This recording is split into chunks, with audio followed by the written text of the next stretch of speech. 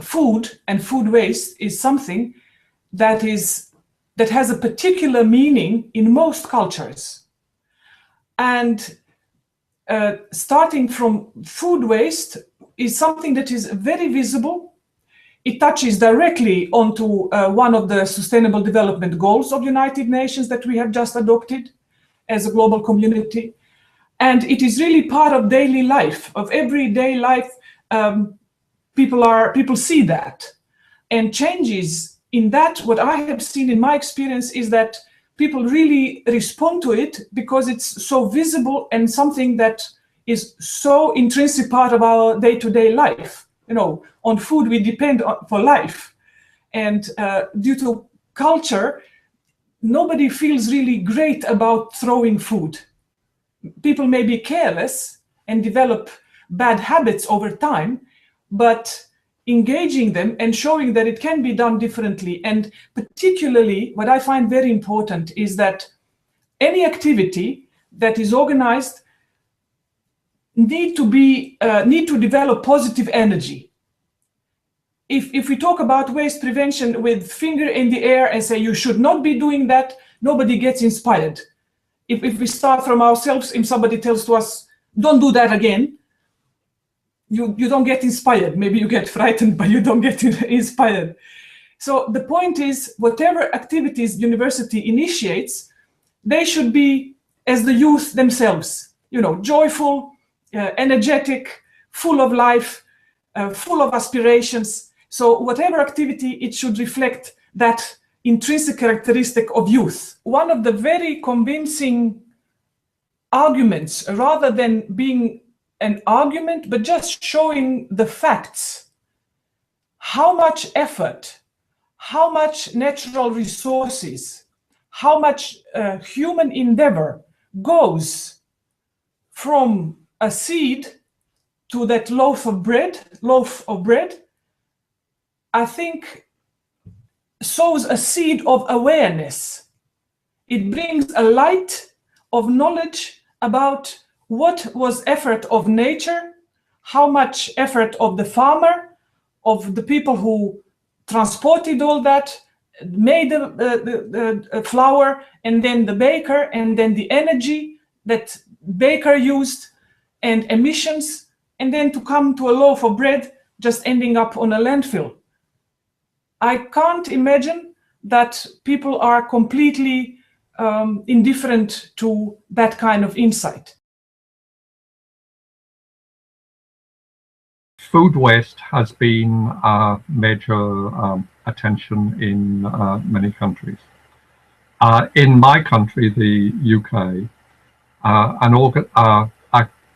a then government-sponsored organisation called the Waste and Resources Action Programme made big headlines 10 years ago when they published a survey in 2006 which showed that 1/3 of the food households were buying in the shops was not being eaten, but was being thrown away. And of that 1/3, which was 6.7 million tons a year, 61% they classified as avoidable food waste.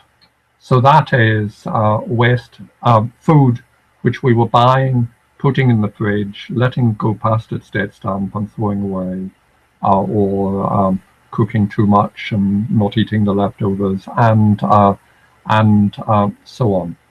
And I mean, the figure is large, but when you put other things on it, I mean, that was equivalent to something like 600 euros per household per year that people were spending on food and then not bothering to eat it and throwing it away.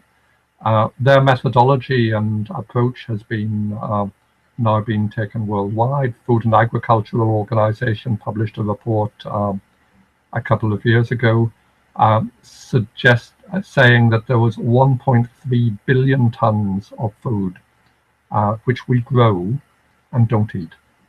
Now, in the developing world, a lot of that is problems with with storage and the supply chain and wastage and so on. But in the north, it is the focus is very much on avoidable food waste. And 1.3 billion tons a year is enough food to feed all the hungry people in the world twice over. And the greenhouse gas emissions from growing that food accounts for 9% of total greenhouse gas emissions in the world. So if we didn't grow food that simply goes to waste, we would immediately save 9% of the world's emissions, which is a big number. As a country, it would place food waste third behind China and the US in terms of global greenhouse gas emissions. So food waste is a big issue.